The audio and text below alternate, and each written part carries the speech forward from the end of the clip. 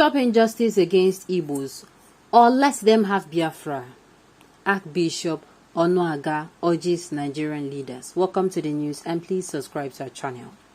The Archbishop of Okigwe Archdiocese Methodist Church Nigeria and Bishop of Okigwe Diocese, His Grace Most Reverend B1ÀFRA Onuagha, has expressed anger over what he called premeditated injustice against the Igbo people in the country.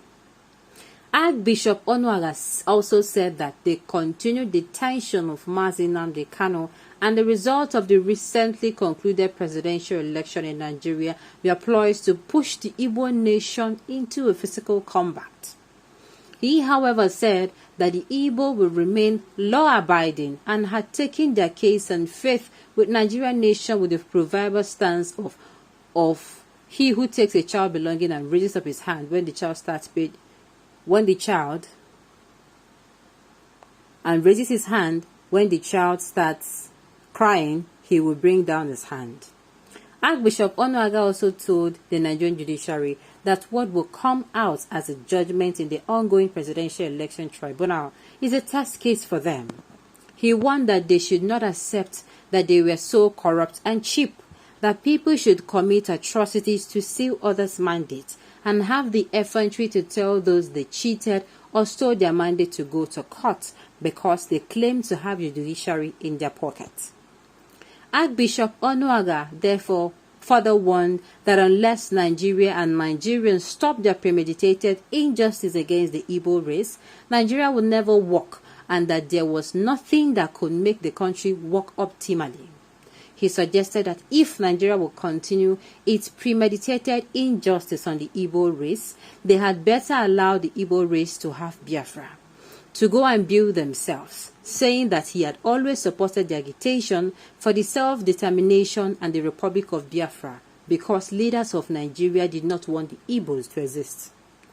Archbishop Onuagha, who disclosed this in the presidential address he presented at the 42nd Annual Synod of the Methodist Church Nigeria, Diocese of Okigwe, suggested that in future, any presidential election in contention would attract the suspension of swearing in of the president-elect until the case is determined.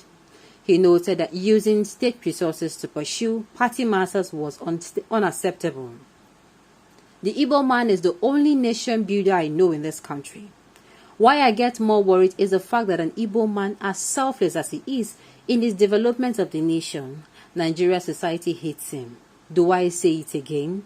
Yes, I think I should. The treatment against the Igbo is the reason the marriage called Nigeria is simply not working, and there is nothing that will make it work until they reverse the treatment method on the Igbo race. What is happening in Nigeria today is the fulfillment of the biblical prophecy as captured in Daniel chapter 2.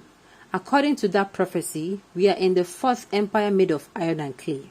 Remember, we have passed the golden age, the silver age, the bronze age, and now iron and clay, and there is no way they can mix.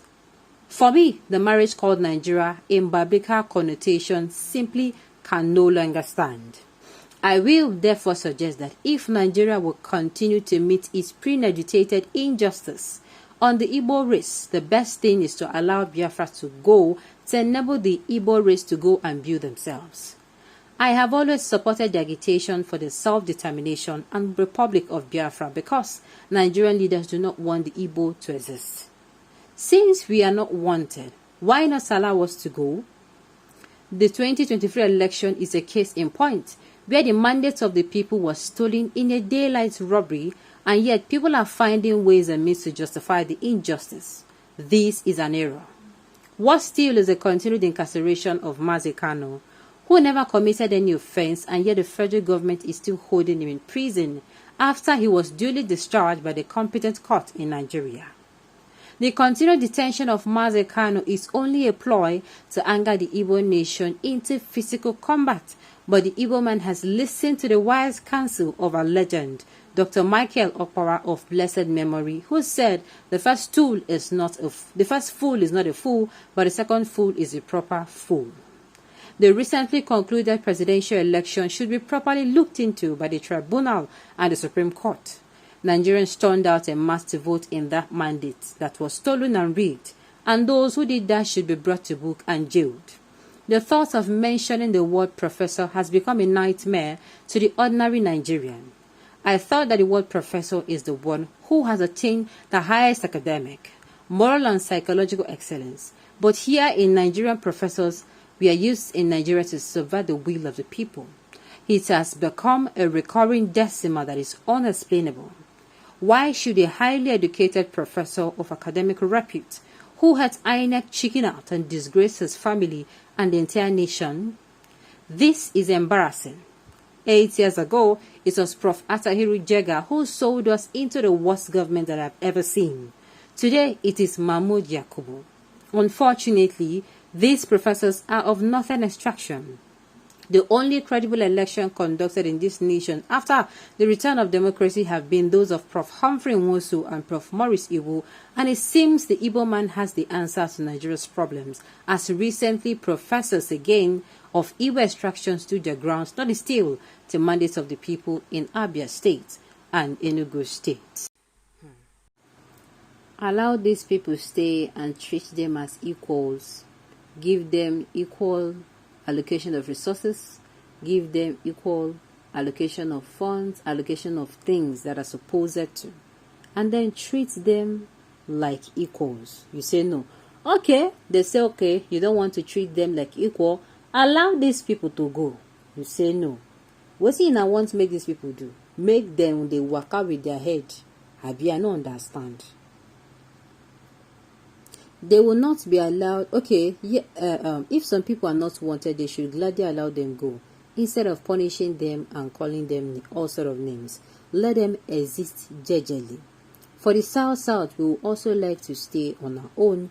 We don't want any issue with anyone. After all, countries like Togo, Benin, etc. are very small. The South is big enough to be a country effort. Everybody won't come. The thing is, to me, I don't see why this is an issue. This thing is not an issue. If you know one treats person fine. The only people they behave like this now, witches and wizards. You know one treats person like human being. The person is not saying treat me like egg, or treat me like master, or treat me like what's it called, billionaire. No. They say treat them equally. That is all these people are asking for. They are not asking for special treatment. They are not asking you for land, gold or silver. They are saying treat them normally. Treat them like a human being. Is it too much? If you can't say, oh, I cannot treat you like a human being, then you do what? If they say they won't go, you allow them go. But this Nigeria, I don't even understand. Everything with this man don't talk here not true. Yes, the core 5 Igbo states can go. They will not be allowed to take Edo, Delta, Rivers, Cross Rivers, Bayelsa, and Akwa Ibom along, because they will load them and use them like slaves. A lot there to talk about too, a lot. Alright, on this note, we've come to the end of the news. We say thank you for tuning in to listen. And until I come your way next time, enjoy the rest of your day.